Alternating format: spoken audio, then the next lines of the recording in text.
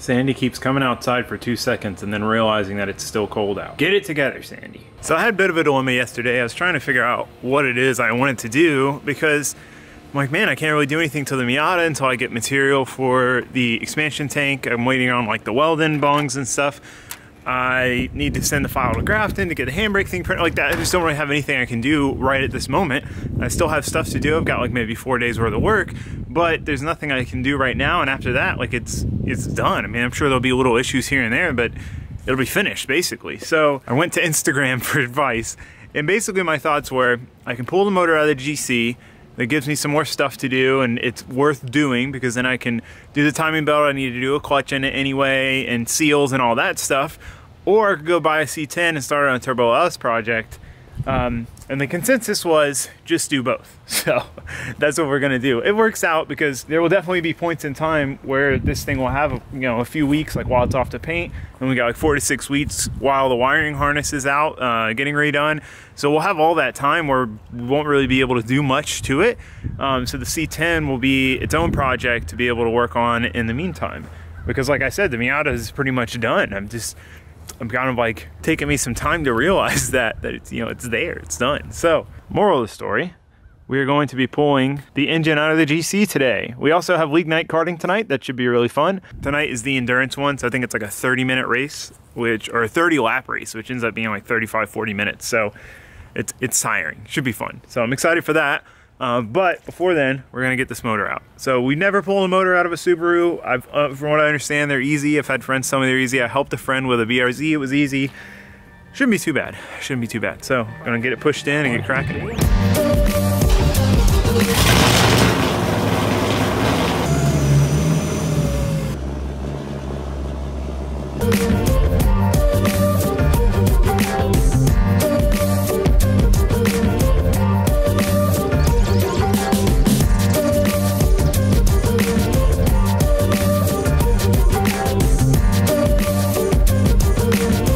Miatas, for the most part, the easiest way is to just drop the whole subframe. Usually anything else than that, like 240, whatever, pull engine and trans all together. Even if you're not messing with the trans, it just seems to be easier than trying to get to the bell housing bolts.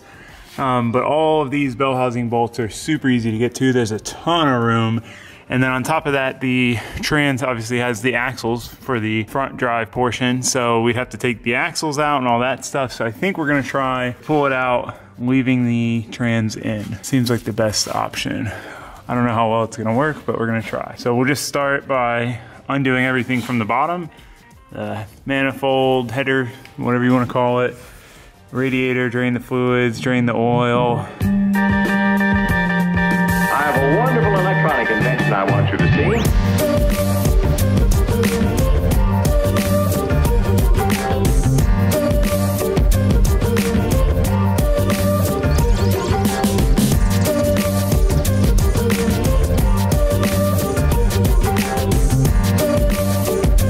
Okay, we got the turbo manifold off. It was pretty easy. Left the turbo in up there. And then what else? We got motor mount bolts undone, most of the hoses and stuff up top. Really what's left is gonna be bell housing bolts, starter, last couple wires, check everything up top, pull the radiator out, we're draining the fluids right now. We're gonna drain the fluids and then finish disconnecting.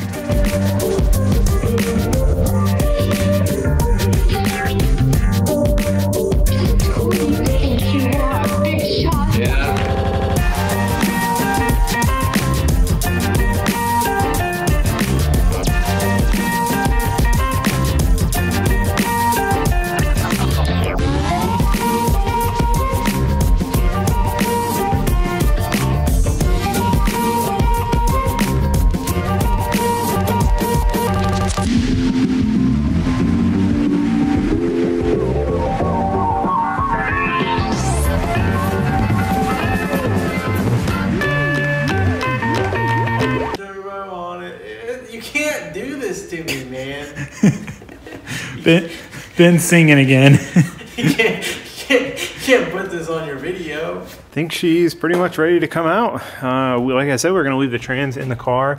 Definitely easier. It's got this upper dog bone that should hold it up and keep us from having to chain it up or anything. You don't have to deal with the clutch hydraulics. Starter's disconnected, but can kind of just hang out in there. It's probably gonna fall out, but it doesn't want to come out. It's weird. What else? I got all the wiring unhooked, the radiator out, power steering line's undone, throttle cables. I mean, pretty much everything. I guess we could pop this math off just so we don't break it, and then hook the chain up, yank her out. Yeah. Really wasn't too bad. Probably took us, what, an hour and a half? I don't know. Not counting like breaks, waiting for stuff to drain. Hour and a half. Pretty easy. Pretty easy to work on. You can kind of see now, if you're not familiar with Subaru, it's kind of one of the downfalls of the Boxer engine. If you ever needed to do like valve covers, like I don't even think you could get them off in the car. If you could, it'd be hard. Same with coil packs. I mean, I guess you could snake the coil pack out down there, but it's gonna be tough. Everything else is pretty simple. Like I said, you can see how easy it is to get to the bell housing bolts because the engine's so far forward. Normally, these are gonna be right up against the firewall and very hard to get to. Okay, pull her out.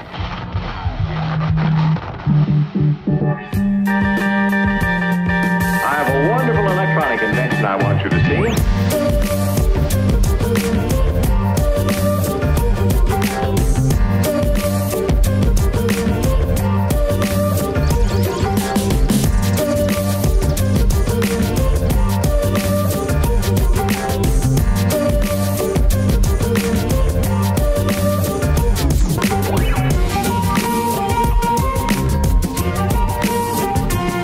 And she's out. We had a ton of trouble. We were fighting it. We couldn't figure out why it would not come out. It didn't make sense. It felt like it was caught on the input shaft, but it was caught on the clutch fork because the clutch fork goes like around the throwout bearing, and then there's a pin that goes through here. It's right here. The clutch fork rides on. So we had to get this out before we could pull the clutch fork off the throwout bearing to then pull it off. So if you're ever pulling a motor out of a Subaru, you should probably look it up first. We just went at it. Because usually you can figure this kind of stuff out, but that's weird. I've never taken a motor out of a car like that, where I guess because it's a pull style. I'm so used to push style. So this rides on that pin and then pulls the pressure plate away to disengage the clutch, but it's like always engaged. Whereas normally it pivots and it pushes the pressure plate. If that makes any sense. So this is what the engine looks like. You can see the clutch is like super rusty, which is probably why we had that problem in the beginning where it didn't want to come out of gear. Like you couldn't disengage the clutch, I would assume, is because the clutch is rusty. So definitely needs to be replaced either way. So I'm glad we're replacing that. Go through and do all the seals and such. So yeah, I guess I'll pull the clutch off so that I can throw it on the engine stand because I can't put it on with the clutch on. Be careful how you use it.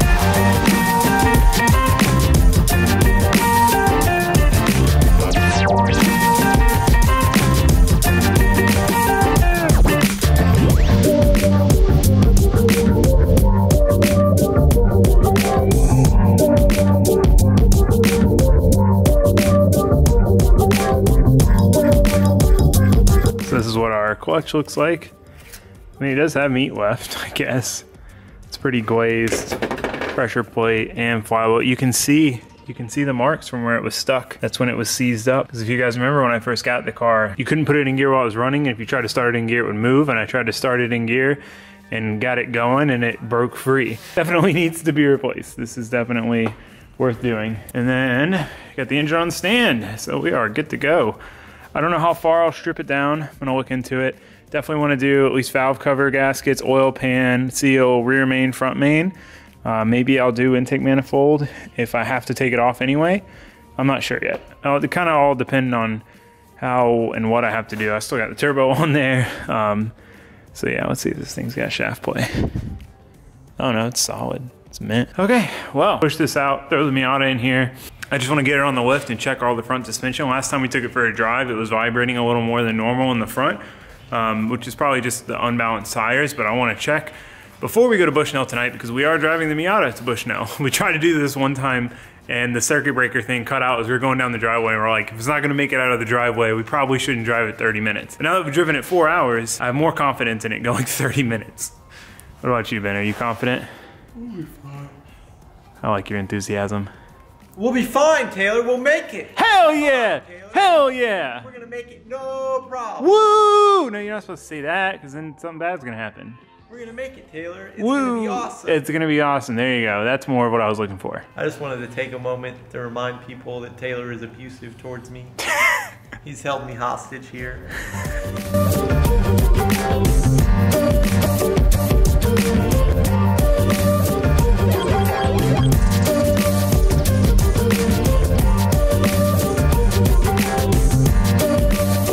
Well, the Miata checks out. We've checked everything, nut and bolted the whole car, everything's solid. Nothing's loose, there's no play anywhere, and it feels good. I think it's just unbalanced tires. I never balanced them and they're a little low on air and all that stuff. But so far so good, no leaks from the oil cooler. We still have like a slight leak at the rear of the pan, but it's nothing crazy. Really don't want to pull the motor back out to fix it, but we might have to eventually. The only other thing is the CV axles. I need to strap the boots tighter. They're just not quite tight enough, so high speed, high RPM, it's slinging some of the grease out. So that is something I'll need to fix, but it'll be easy. It'll just be popping those straps off and then putting new straps on and just putting them on tighter. So not too worried about that either. I will say, normally when you build a car, and I mean, literally we did everything on this car, new wiring, like it was down to a bare shell with no subframes or lines or anything, and then we started from scratch, and we haven't really had that many issues for how extensive of a build it was, and I'm very happy with that. Fingers crossed we continue on our good luck streak with that, I guess. And the Subaru, I mean, it's pretty cool that we're doing it this far. I kind of like, oh man, you know, the whole point of buying that car is that it already had the swap done, and here I am reversing everything that was done to kind of redo it all and make it nice. But to me, it's worth it. After putting the amount of time I put into the Miata and the result of, you know, not having a whole ton of issues and knowing when something happens, like what it could be because of where I cut a corner, if I cut a corner, or how I did certain things, it's so worth it. It's so worth it to know your car. I'm all for bought, not built, because you get much better deals with cars that are bought. Like I would have to have bought that car for about the same money and then bought a donor car on top of it. So it definitely worked out, but it'll be nice to go through and kind of refresh it all. So anyway, yeah, Miata's ready. Need to put air in the tires and then we'll be ready to go. I'm gonna eat some food and then we'll head out to Bushnell. So I took the shifter cover test piece plate that I had on there to keep the heat out and took it off because it's kind of cold. So now we'll have a heater, which will be just the hot engine air coming in. It's not exhaust, just hot engine air. But I still have the one with us in case it gets cold, or too hot, we can put it on. Streetcar life. Made it in the Miata. She did good. I wanted to take this thing here since it was done pretty much, and we just haven't had the opportunity. You can see the flake a lot more, and like when there's light on it and it's dark out, which is kind of weird. But yeah, no, it did good. It was a little chilly. I'm glad I opened the shifter hole because that was like a nice heater coming in.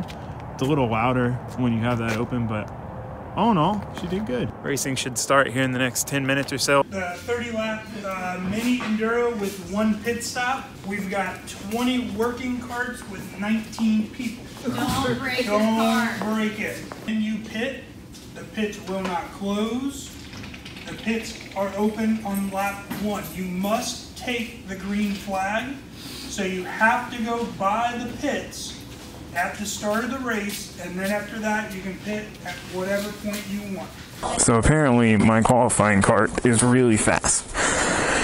They were running them earlier and it ran a 67.7, which is the fastest I think I've ever gone here is a 28.3 or a 68.3. So that's fast. Oh, it's kind of cold already. I'm gonna warm up once we get racing because it's so strenuous, but it's cold right now. Well, there you go. So now you don't have to do it dry.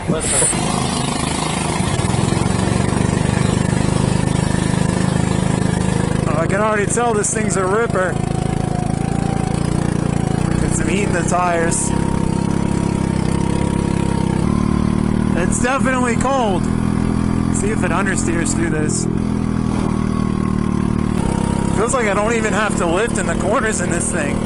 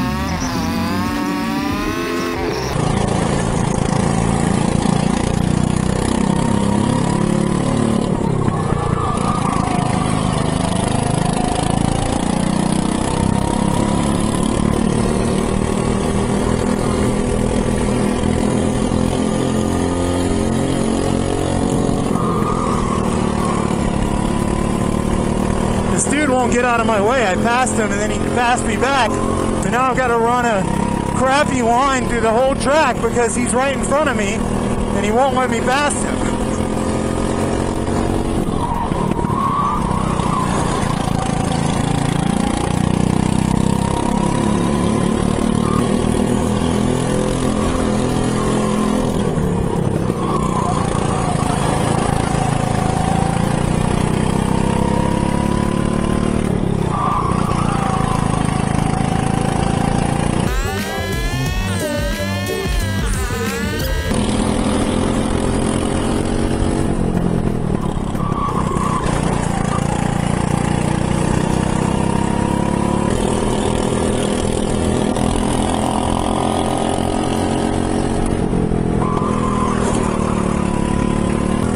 Anyone on our tail. We don't have anyone ahead of us. It's time for a clean lap. Dang, that's like by far my best time ever. 66.6. Qualified number 1 for the first time ever.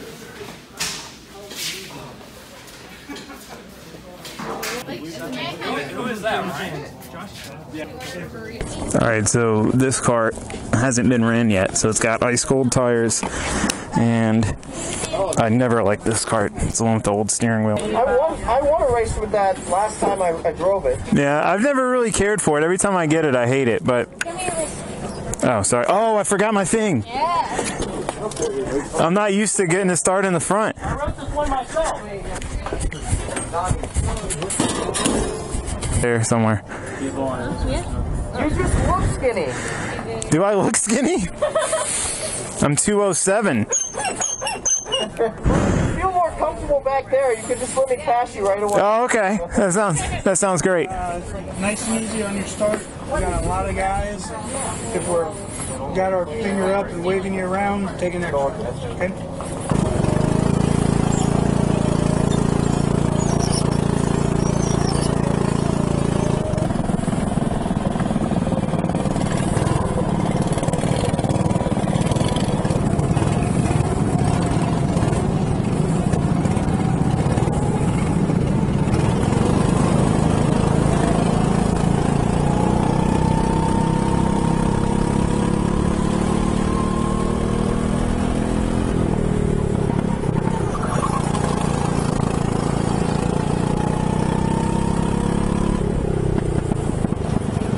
Dang it. I got a clean jump on that one, and then we had to restart because somebody's cart died.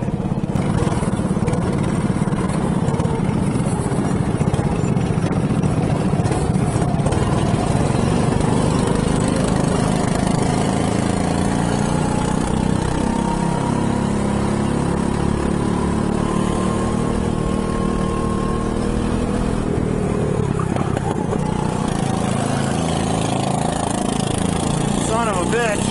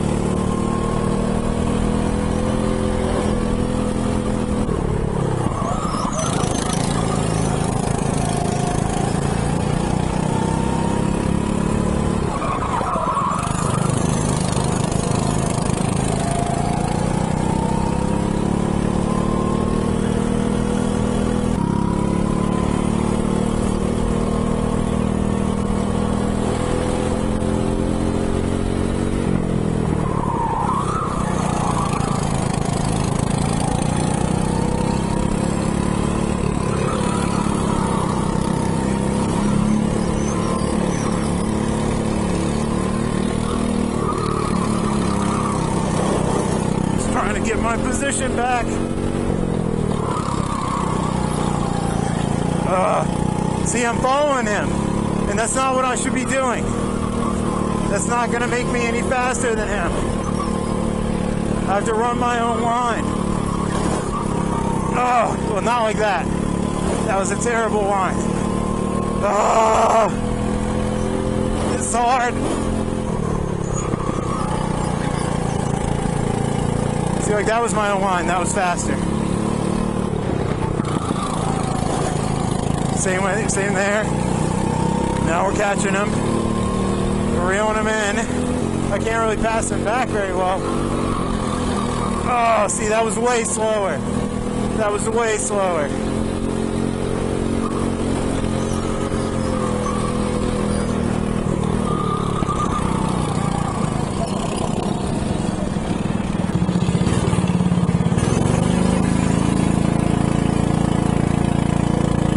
Yeah, it's definitely got some bite, but it doesn't have any power.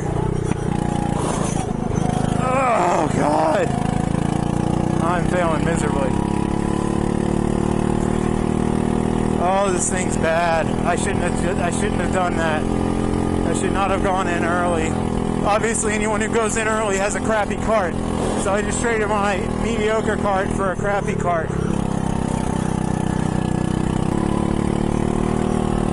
I can just run the fastest I can. That's really all I can do.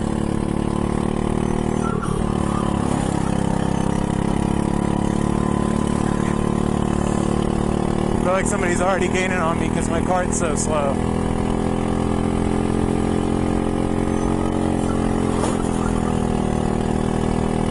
I'm kind of bummed at myself for going in early. I shouldn't have done that.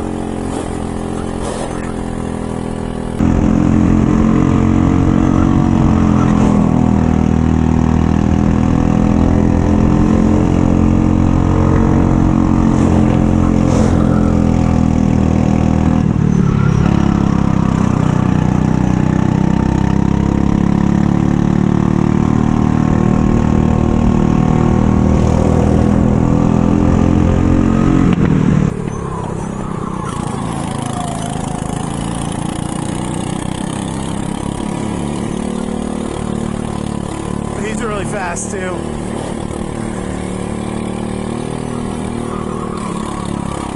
Ugh.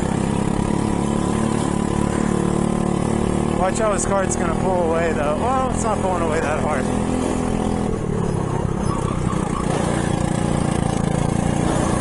Oh God, I went way off there. He qualified second. I qualified first. So he normally wins, or at least gets close to winning. He's running away now. He is pulling me a little bit on the straights. That's where this car really lacks, is the straightaways.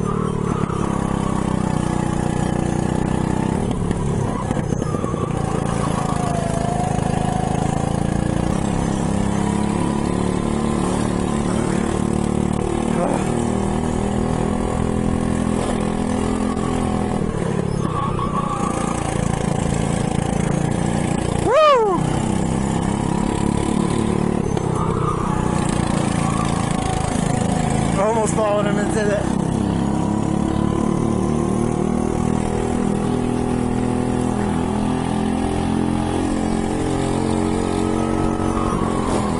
Oh no! You see how much one slide can screw you? I sent it just a little too hard into there. Oh, and into there. Jeez. Yeah, one little slide can completely screw you.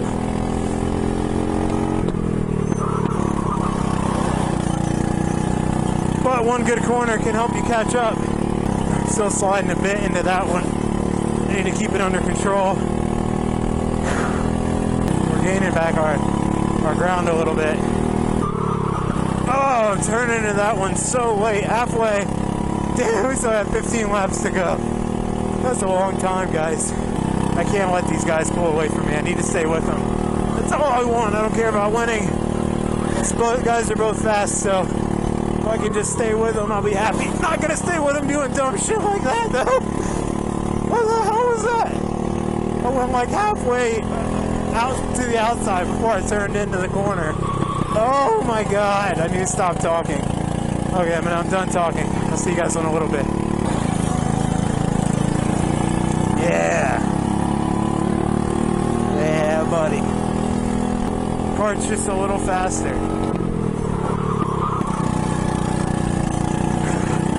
Oh, gaining a little bit. He always pulls me a little through here.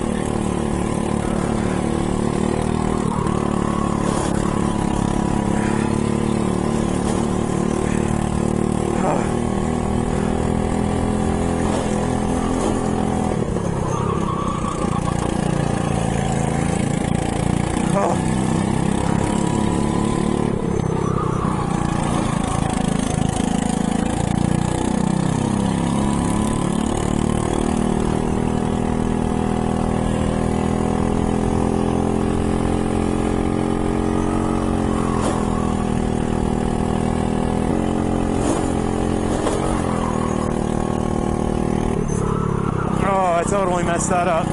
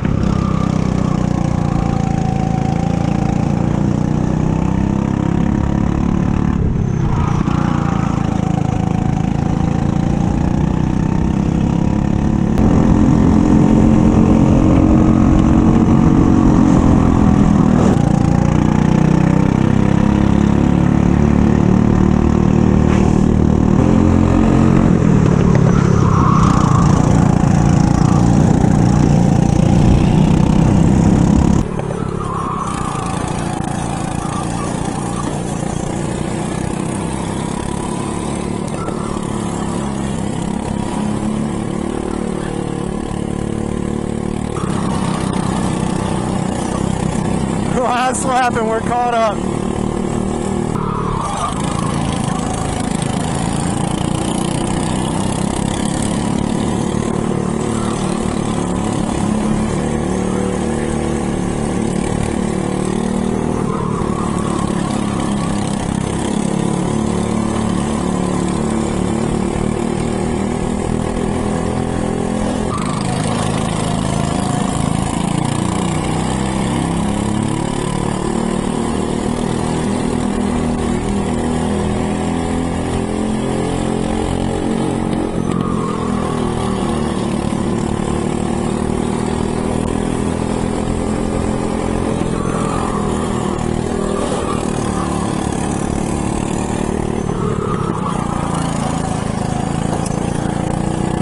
That was kind of dirty.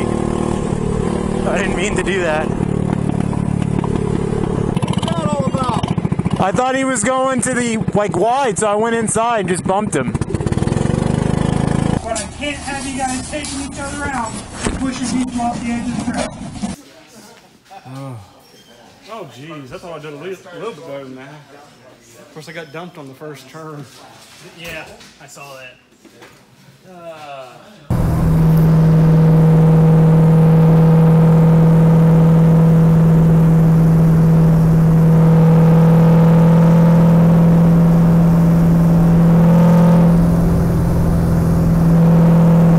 So I totally forgot to film an ending after league night. I just didn't even think about it, but it was a ton of fun. It was really fun. I definitely shouldn't have pitted early because, one, the kart I ended up getting was even worse. Two, though, the main thing is the endurance race is 30 laps, and the first 15 is one race and the second 15 is another race. So I should have stuck it out and tried to stay, you know, in the top 3, top 4 for the first 15 at least to get a good finish there, but I was just like, all right, I'm gonna get a different cart and try to pick up all my spots, and it just didn't work out. But all in all, it was super fun. Really, really stoked on my qualifying time. Never, like 2 seconds faster than I've ever gone there. So that was really cool. So my friend was doing the math on like the standings in like the season, because it's a season and, you know, obviously you get points per race. So whatever that's how you finish and win the whole series. They drop your 2 lowest, which my 2 lowest would be the first one, because me and Ben didn't go. I was up in PA, and he said with all the drops, I'm in like 6th place, or was. I don't know what it is after this, but that's really cool. I figured I was like somewhere mid or bottom of the pack. So it's really cool that we kind of happened on a league night by chance, and then we ended up getting, you know, progressing every time. It's been really fun. I've learned a lot from it. I've learned a lot about racing, like wheel-to-wheel stuff, reaction time, like running different lines. Like, I feel like it just really helped me a lot in like the road racing aspect of driving. So I'm excited to do more. Let me know what you guys want to see. There's a lot more interesting stuff that happens that I don't put in the videos because it just would make them, this one's already too long. But, you know, I want to show you guys, I don't know. Just let me know what you guys think of the karting stuff. Too much, too little, dedicated video. What do you think? Okay. Thanks for watching. Thanks for subscribing. Goodbye.